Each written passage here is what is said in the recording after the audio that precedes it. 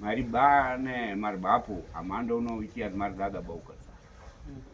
હું ધ્યાન દઈને સાંભળતો, ધ્યાન દઈને આમ ચિત્ત દઈને સાંભળો એટલે મારી બા કહેતા મારા મોટા ભાઈને કે આનું તો કોઈ માંડવમાં ન જવા દેતો. એવું કે હા, એવું કહેતા. મને ખબર છે, ત્યારે હું નાનો હતો, ભણતો હતો, આવું કે નહીં સાંભળતો. આમ તો કોઈ માંડવમાં જવા ન દેતો ને કે આ બધા છોકરા લીધે રખડવાઈ બધે છે ને આ માંડવમાં જશે ને તો બાવો થઈ જશે. મારા બેટું અત્યારે મને યાદ આવે છે આ શબ્દો મારી માના. મારું બેટું મને આ એ વરા તો હું જીવાયો શું કામ એ આકર્ષણથી. આવું બધું હોય કુદરતી ઘટના.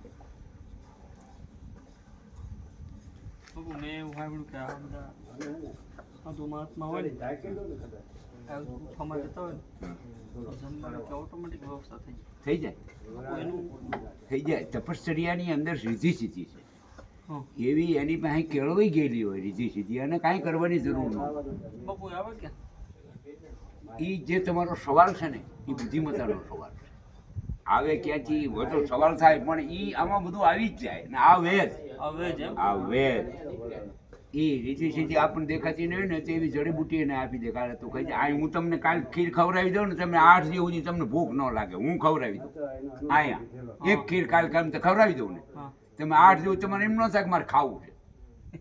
હા, આ સંસ્કૃતિમાં આવું બધું પડ્યું છે. આ હિમાલયમાં હજારો વર્ષ સુધી આ ગિરનારમાં હજારો વર્ષ સુધી સાધુ વ્યાજ શું કામ? બધી ઔષધિઓ છે, બધું અમૃત તત્વ પડ્યું છે, કેળવણી નથી જીવને. આ બધા ગુણ છે જ બધી ઔષધિઓમાં. અને રીધી સીધી આવી અને બધું કરી જાય. આ ઋષિમુનિઓના આશ્રમમાં બધું થઈ જતું. કેમ થઈ જતું? એ ભજન ના પડતા નથી, એ બધું વહેલું હોય ને એ બોલે અહીંયા થઈ જાય બધું. ઓલા આ ગૌતમ વશિષ્ઠ મુનિની ગા હતી. એક ગા એવી હતી, નામ કંઈક હતું પણ ભૂલી ગયો. એ દેવના દરવાઓમાં જે આ ચૈત્રિકૃત દેવતા કહે ને ઇન્દ્રાસનની અંદર વસુનો વાસ છે. વસુ એવા 8 વસુ છે. એ તો ગાનું નામ છે કામધેન. ઘણી બધી ગાયું નામ છે. એ દેવતાઓના 8 વસુમાં એક વસુ મોટો વશિષ્ઠ મુનિના આશ્રમે આવ્યો ને એની પાસે એવી એક ગા હતી કે એની ઈચ્છા પડે ને ત્યાં એને રસોડા બધું તૈયાર કે તમારે કરવું જ ન પડે, ઓટોમેટિક. હવે એ બધી સ્થિતિ વસુએ જોઈ અને એને કીધું કે વશિષ્ઠ મુનિની આ ગા આપણે માગી. એટલે વશિષ્ઠ મુનિ હાજર નહોતા. એમના ઋષિ પત્ની હતા કે બાપુ વજનમાં છે ને બહાર ગયા છે ને કે અમારે આ ગા છે કે ગા કોઈને દેવાય નહીં, તમારે ખાવ પીવો દૂધ ખાવ બધું, પણ એ ગા કોઈને બાપુ આપે નહીં, એ દેવાની નથી. એટલું સાંભળ્યું એટલે વસુ કંઈ બોલ્યા નહીં. પણ રાતના અહીંયા રોકાણેલા ને એટલે ચોરી કરવાની વૃત્તિ ફરી એમ. એટલે વશિષ્ઠ મુનિની ગાય ચોરી અને વસુ વ્યાઈ ગયા દેવલોકમાં.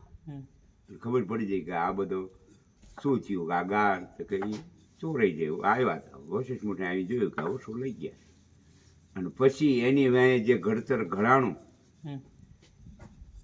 એની બધી વિધાનથી આ આપણી મહાભારત ને ભાગવત ને કથાયું જે થઈ એ વશિષ્ઠની ગા ચોરાવા જ થઈ. પછી એકબીજાના શ્રાપ ને આ તે નિરાકરણ કરવા માટે ભગવાન આવું પણ આ બધી લીલાઓ કરીને આ બધું કર્યું. આવું બધું મહિમા બહુ છે. એમ રીધી સીધી ક્યાં છે એ આપણે કહેતા કામદેવની માટે શું કરવું પણ આ મંત્રો ના એમ નથી. તમારો ભીતર ક્યાં ભીંજાણેલું છે એ કેળવણી કેટલી છે અહીંયા છે. બાકી મંત્રો તો બધા પડ્યા જ છે, કરવાનું બધા સાધના થઈ જાય બધું. બધા મંત્રો છે, કંઈ ન થાય કંઈ. હવે થઈ ગયું એ હવે